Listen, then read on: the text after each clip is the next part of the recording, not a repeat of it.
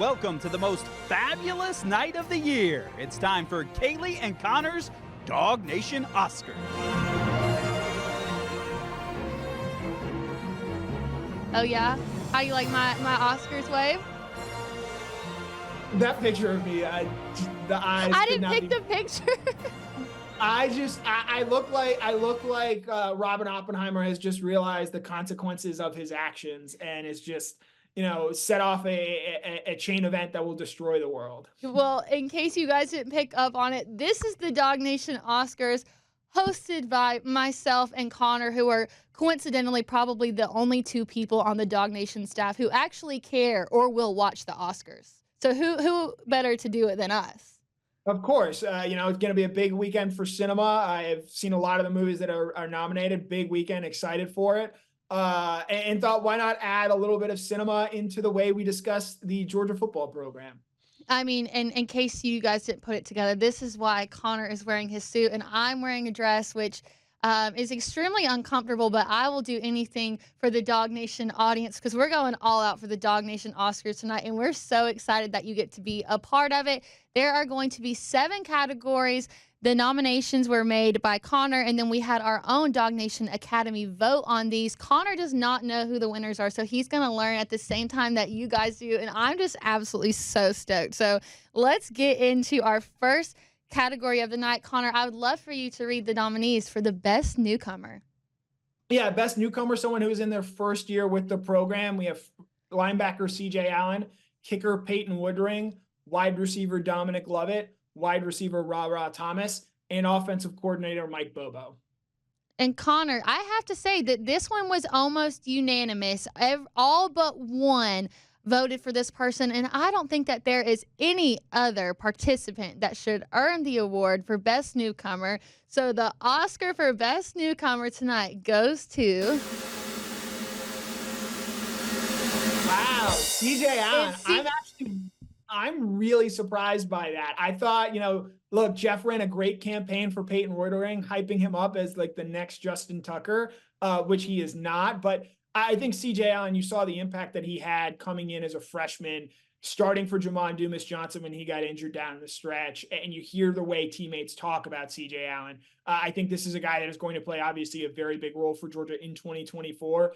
But is going to emerge as one of the key leaders in this program moving forward. I just can't even imagine the pressure of what it must feel like to come in as a true freshman and have to play one of the most important positions on the field, to sub in and pinch hit for a guy who is very well known. And just for him to come in and be able to do that and still keep his composure and play like he's been out there for years. I mean, I don't think that there could have been any other person for Best Newcomer tonight. And with that, we will move on to our next category of the night, which is Best Player in a Supporting Role, so a non-skill position. Our nominees tonight are Cedric Von Pron Granger, Brett Thorson, Peyton Woodring, Tate Ratledge, and Michael Williams. Connor, do you have any predictions before we announce the winner? I think much like Robert Downey Jr. is going to run away with this award for supporting actor with his role in Oppenheimer, I think Cedric Van Pran Granger is a slam dunk for this award, just given what he has meant to the Georgia football program over the years. I have to say that this vote was a lot closer than I thought it would be, so let's go ahead and kill the suspense. The winner tonight for player in a supporting role is... Of course it's got to be SVP. I mean, he is the epitome of what a DGD is. 3-year starter. He was the captain of that offensive line. I mean, just the leadership skills, the personality, the physical talent, it's all there, and I couldn't have imagined it going to anyone else. Yeah, 44 career starts, 2-time captain, 2-time starter on a national championship team. Helped, I think, with the transition from Stetson Bennett to Carson Beck in a way that maybe not be fully appreciated. And while, Cedric has talked about how there are more athletic guys out there are better, technically sound centers, I think from a leadership standpoint, there's a very, very small list of Georgia players that have ever come through this program that are as capable leaders of men than Cedric Van Pran Granger. Supporting role, he did more than enough to support this Georgia program in his time here in Athens. And I think the amount of respect that other players gave him, it was quite evident, as you could see him being not just the captain of the O-line, but a regular captain on the field. And seeing him speak at the combine, he's so captivating, and I could understand why the players would have his respect and want to listen to a guy like him. I think that this is only the beginning for SVP, so we will give him the DawgNation Oscar for Best Player in a Supporting Role.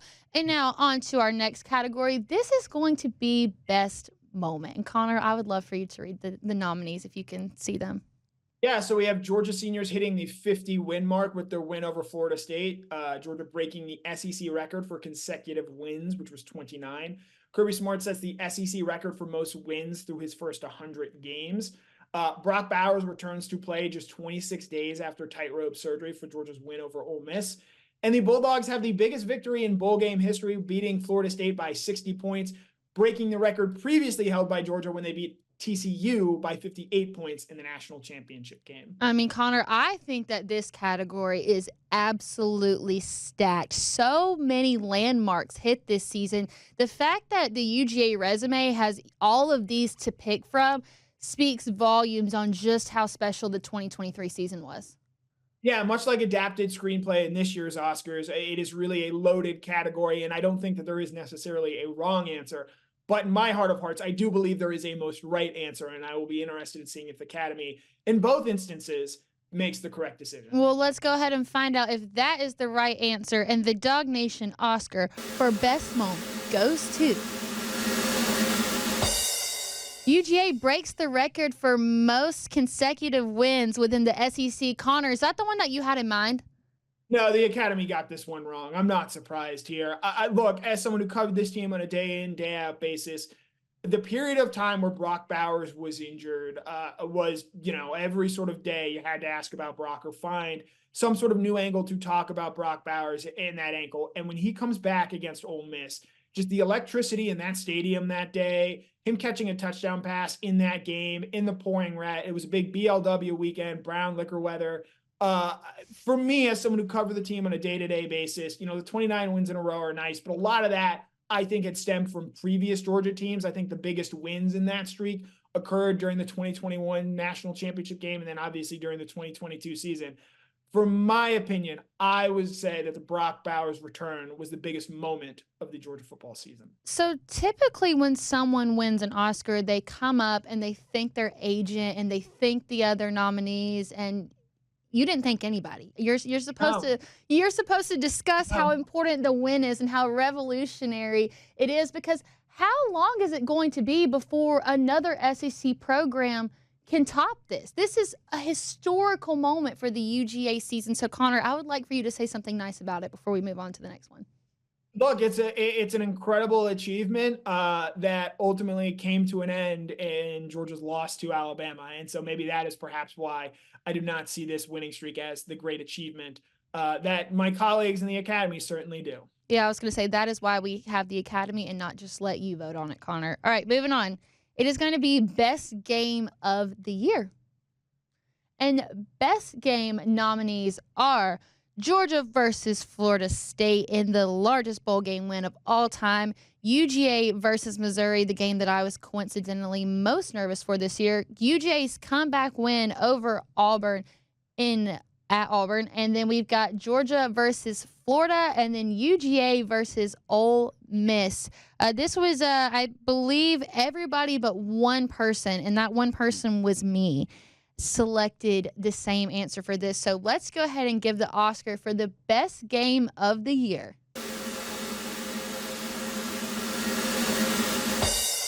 It's going to be UGA's absolutely dominant win versus Ole Miss. I mean, I feel like UGA was already making a name for themselves. They already had this reputation at the top of the list, top of the AP poll, but this was that clear separation. I knew a lot of people thought if there was going to be one team that could defeat Georgia in the regular season, it was going to be Ole Miss. Well, joke's on them, because this game was an absolute joke for Ole Miss. Yeah, it was a crummy weather day. You're always sort of interested in seeing what type of atmosphere it was going to be. Night game in Sanford Stadium. We just touched on Brock Bowers' return. And from the jump, they just go out there and beat the stuffing out of Ole Miss. And, look, Georgia played a lot of big games, a lot of big home games. Obviously, the Tennessee game in 2022 was an all-time day. But for someone who was in the stadium for that Ole Miss game, that was just a really cool, special environment. It was senior day, a great way to send off so many of these guys who played a big role in those 2 national championship wins. And so while, UGA and Missouri was a closer game, obviously Georgia Auburn was a hard stopper at times. I think just the totality of what happened against Ole Miss is why that moment deserves to be recognized as the game of the year for the Georgia Bulldogs. Now, you did vote for this game, so I have to ask, the voting decision that you made, was it more so based on the opponent or based on the score of the game? Just the vibe. I'm a big vibes guy, and just the vibe that came out of that game. Look, Georgia Ole Miss was a top 10 matchup, and there were some people out there that were probably picking Ole Miss going into that day, and just the vibes at the end of that game in the fourth quarter when Brock catches that touchdown pass. The vibes could not have been better for a wet, rainy, cold November day. And it speaks to what the Georgia football program is, to where they just dominated and had a fantastic time. So UGA versus Ole Miss, the winner of the night for best game of the year on behalf of the vibes. Yeah, big vibes. The vibes. All right. We're going to move on to our next category. And this is going to be defensive player in a leading role. So skill players here. I really thought that this category could be wide open. Connor, why don't you read the nominees for us? Yes, we've got safety Malachi Starks, star Tyke Smith, safety Javon Bullard, inside linebacker Smile Munden, and cornerback Kamari Lassiter. And the Oscar for defensive player in a leading role goes to... Oh, yeah, you guessed it. It's Malachi Starks, probably going to go down as one of the best safeties in all-time Georgia history. Connor, how crazy is it to think that we have him for another year? Yeah, he's going to be one of the best players in college football this year. I think he's the best defensive player in college football coming back. It's been very strange to see people talk about Caleb Downs being a better safety than Malachi Starks, just given what we've seen Starks do in his time at Georgia. You could have gone with a lot, much like the best actress category in this year's Oscars. I think you could have gone a lot of different ways with the award. Kamari Lassiter could be seen as the Emma Stone type for Poor Things, but I think just what Starks does for Georgia, much like Lily Gladstone in Killers of the Flower Moon, just really ties the entire defense together. Georgia has always had great safety play under Kirby Smart, but I feel like that has been elevated under Starks in terms of what he does, both as an enforcer and as an eraser in the back end. Just a complete performance from the Georgia safety year in, year out. I feel like if we had hosted this the year prior and then have another one after this, Malachi Starks is that rare kind of player that could go 3 for 3 in this category in his time at Georgia. Yeah, he's kind of like Meryl Streep in that regard, in that he's just going to rack up nominations simply by showing up. I don't think he would have beaten out Jalen Carter a season ago, but certainly worthy of being nominated. And we're going to move on to offensive player in a leading role. This one was close. This was the closest vote of all. I think some people would be shocked if they saw the Academy's vote. So here are the nominees for offensive player in a leading role. You've got the quarterback, the head honcho, Carson Beck, Brock Bowers, who Connor considers to be the greatest Georgia football of all time, thus bringing shame and dishonor to his family, Kendall Milton, Dejon Edwards, who I imagine Connor is probably surprised made it on the list, considering I do have that North Georgia bias, and it wraps up here with Ladd McConkey. Connor, do you have anything you'd like to say before we read the winner of offensive player in a leading role? Yeah, if Brock Bowers doesn't win this award, I'm leaving the show. That's fine. I've got somebody on speed dial who can handle the rest of the awards. Are we gonna have like a Will Smith, Chris Rock moment here? If the right guy wins the award, I think we're okay. All right. Well, there's only one way to know. Let's go ahead and find out who our winner is for offensive player in a leading role. I just don't think it could have been anyone else, even though this one was very, very, very close. I mean, he's the great. There's no other person that could have won this award, and it would feel right. Since I had authority over the Google form, I have to say, if things would have been different, I may have had to do some switching things around, maybe submit my vote twice, because it has to be Brock Bowers. Look, I guess there were some people out there that voted Carson Beck in part because Brock missed a couple games, but I don't know how you could tell the story of the 2023 Georgia football team without Brock Bowers, what he did against Auburn, what he did, coming back from the injury, scoring touchdowns against Ole Miss and Tennessee. Look, I've established, I think he's the greatest player to ever play for the University of Georgia. And much like Cillian Murphy running away with the Best Actor nomination, or Christopher Nolan winning for Oppenheimer for Best Director, I just think with Brock, with what he's done, look, you could have given it. I honestly believe you probably could have given him this award in each of the last 3 seasons, and he would have been deserving, much like, Christopher Nolan for Interstellar, or maybe his work on Dunkirk. I think Brock Bowers is an all-timer. And as we sometimes see with the Academy, they don't always get it right.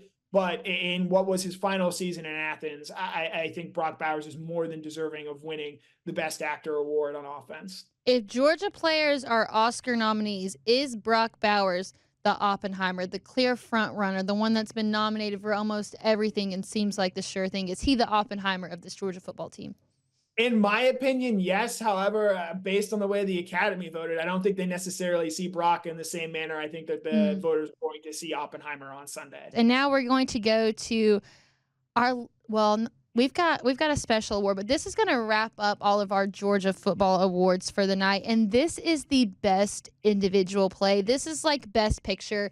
In my mind, this is the superior award and the one that you want to win tonight. Connor, would you please do me the honor of reading the nominees? Yes, we have Nazir Stackhouse 44-yard interception return in the win over Missouri. You have Dylan Bell's 18-yard touchdown pass to Marcus Rosemary-Jack Saint against Tennessee. You have Ladd McConkey weaving his way through the Florida State defense in the 63-3 win in the Orange Bowl. You have Brock Bowers' 40-yard go-ahead touchdown in the win over against Auburn. And wrapping things up, you have Mekhi Muse, his 69-yard punt return touchdown against Ball State. I mean, this category is so diverse, and not just because of the players, but because of the different types of plays that they are. There were so many tremendous plays this season. It was hard to narrow it down to just 5. Do you think that I got the 5 right, Connor? Is there anything else you would have added to this list? I think the Mekhi Muse touchdown, it does not measure up to the quality of the first 4 on there, but I think you could maybe mention Ladd McConkey's touchdown against Ole Miss, where he made down a couple of times. But does Ladd McConkey really deserve to have 2 individual play nominees? I'm not necessarily sure about that. So I don't mind giving Mekhi Muse, who had a strong season for Georgia, a nomination here. All right, and the DawgNation Oscar for Best Individual Play. Oh, yeah. It's going to Brock Bowers and his 40-yard touchdown versus Auburn. Perhaps maybe the sole reason that Georgia even defeated Auburn in that game, because once we got into the second half, it seemed like the play call sheet was Mike Bobo said, we're going to get the ball to Brock, and he's going to score it. He may have single-handedly saved Georgia in that game. Yeah, just a monster performance that day from Brock Bowers. I think we saw Carson Beck really make strides in that game. But I think a big reason why is because he realized I can just spam the ball to Brock Bowers and Auburn doesn't have anyone to cover him. It was a go-ahead touchdown with less than 2 minutes remaining in a game that was closer than many anticipated. And I think the fact that it was such a close game helped lean Brock into winning this award. Certainly one of the more memorable games of the year for Georgia. But for him to I think that's going to be the game that comes to mind for people when they think Brock Bowers during his time at Georgia, just a dominant showing against Auburn that day. And unfortunately, gets injured against Vanderbilt 2 weeks later, but just an all-time iconic performance from Brock down there on the Plains. And I know Hugh Freeze and the Auburn coaching staff, unlike people who have the opportunity to go back and rewatch Oppenheimer or many of the other fine films from this past year, will be very glad to never see Brock Bowers again play for the University of Georgia. So that will wrap up our athletic awards for the night. Was there anybody that you felt got snubbed in general? Did we Barbie anybody on the show tonight, Connor? I don't think we've Barbied anybody. I think maybe you can honor Tate Ratledge. He wasn't on All-American this past season, but I also think Cedric Van Pran was just a better player.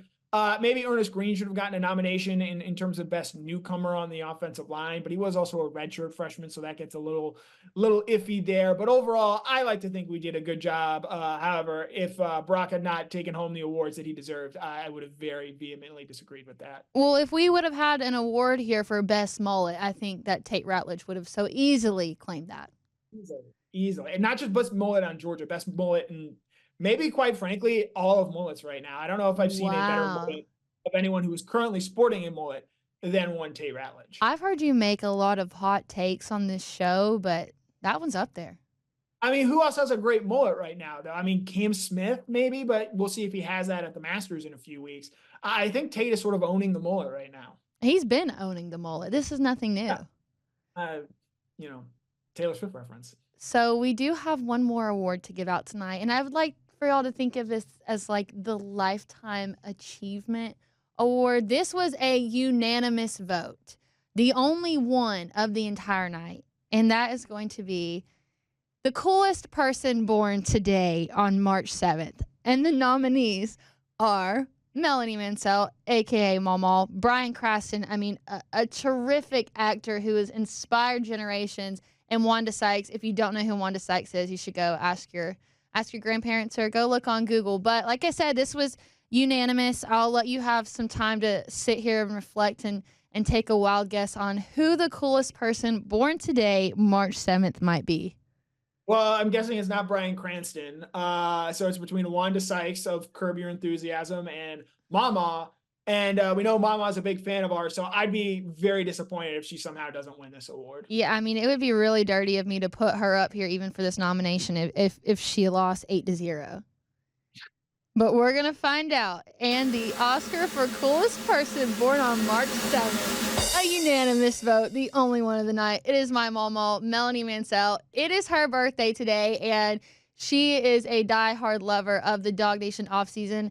And not just because she's obligated to be, because she is my grandmother, but she really enjoys it. And I have to say, she sometimes speaks more highly of Connor than myself. So we wanted to give her an Oscar for tonight. She's my absolute best friend in this entire world and somebody that I look up to more than anything. And I know she's watching right now. So everybody go wish her a happy birthday. Connor?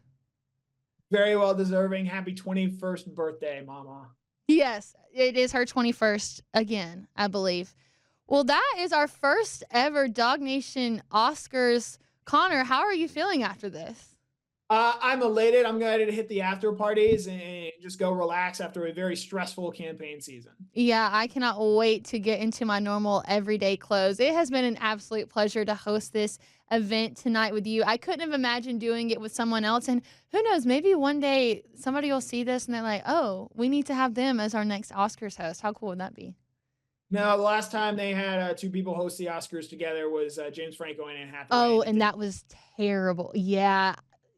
Well, I know they tried to bring in the new generation of that, and it didn't so much work out. But, hey, maybe we'll be vets one day, and we'll get to, see it in person. But, Connor, thank you so much for joining me tonight as my co-host on the DawgNation Oscars. DawgNation, thank you for being a part of the DawgNation Oscars and for always showing up to support the DawgNation off-season. We can't thank you enough for watching us. Whether you're joining us from Facebook, Instagram, the homepage of DawgNation.com, or wherever you're joining us from, thank you so much. We always appreciate it, and we'll see you right back here next Thursday, 7 o'clock. Who knows what more surprises we'll have in store for you guys.